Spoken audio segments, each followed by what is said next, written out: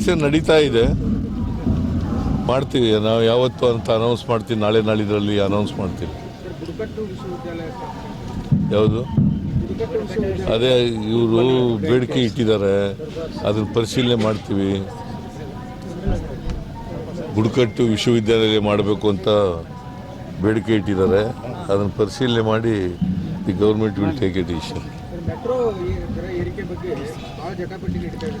Metro ದರ ನಿಗದಿ ಮಾಡೋರು ಯಾರು? ನಾನು ಚೇರ್ಮನ್ನ. ಚೇರ್ಮನ್ ಯಾರು? ಕೇಂದ್ರ ಸರ್ಕಾರದಿಂದ ನೇಮಕ ಆಗಿರ್ತಕ್ಕಂಥವ್ರು ಚೇರ್ಮನ್ರಾಗಿರ್ತಾರೆ, ಅವರು ಮಾಡೋದು. ಅವರು ಮಾಡ್ತಾರೆ. ಈಗ ಯಾರವನು MP ತೇಜಸ್ವಿ ಸೂರ್ಯ, ಅವನು ಬೇಡದಂತ ಹೇಳಿದ್ದಾನೆ. ಗೊತ್ತಿಲ್ಲ ನನಗೆ, ಇನ್ನೂ ನಾವು ಅನೌನ್ಸ್ ಮಾಡಿರಲಿಲ್ಲ.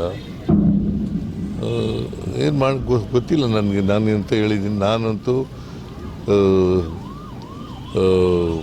ಬಸ್ ಎಂಥದ್ದು ಮೆಟ್ರೋ ದರ ಏರಿಸಿ ಅಂತ ಹೇಳಿರಲಿಲ್ಲ.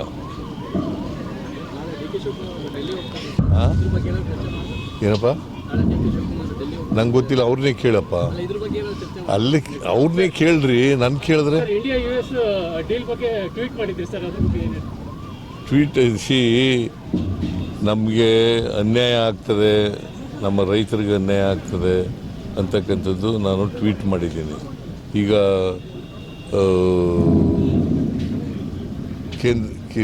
ಅಮೇರಿಕಾ ಮತ್ತು ನಮ್ಮ ದೇಶ ಮಾಡ್ಕೊಂಡಿದ್ದಾರಲ್ಲ ಅಗ್ರಿಮೆಂಟು, ಅದರಿಂದ ಅನ್ಯಾಯ ಆಗ್ತದೆ ಅಂತ ಹೇಳಿದ್ದೀನಿ ನಾನು. ಯಾವ ರೀತಿ ಅನ್ಯಾಯ ಆಗುತ್ತೆ ಸರ್ ಕರ್ನಾಟಕಕ್ಕೆ ಮತ್ತು ಇಂಡಿಯಾಕ್ಕೆ? ಈಗ ಪ್ರಧಾನಮಂತ್ರಿ ಅವರು ಇನ್ವಾಲ್ವ್ ಆಗಿದ್ದಾರೆ ಅಂತ ಅವರು ಒತ್ತಾಯಕ್ಕೆ ಮಣಿದಿದ್ದಾರೆ ಅಷ್ಟೇ. ಅಮೆರಿಕಾದವರ ಒತ್ತಾಯಕ್ಕೆ ಮಣಿದಿದ್ದಾರೆ.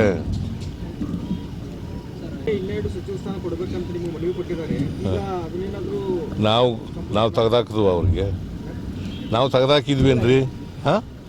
ಕಾರಣಾಂತರದಿಂದ ರಾಜೀನಾಮೆ ಕೊಡಬೇಕಂತ ಪರಿಸ್ಥಿತಿ ಬಂತು. ಮಂತ್ರಿಮಂಡಲ ವಿಸ್ತರಣೆ ಮಾಡುವಾಗ ಮಾಡ್ತೀವಿ.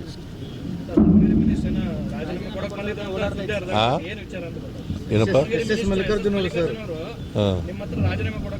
ಇಲ್ಲ ನನ್ನ ಹತ್ರ ಬಂದೂ ಇಲ್ಲ, ರಾಜೀನಾಮೆನ ಕೊಟ್ಟೂ ಇಲ್ಲ. ಅವೆಲ್ಲ ಸತ್ಯಕ್ಕೆ ದೂರವಾದವು.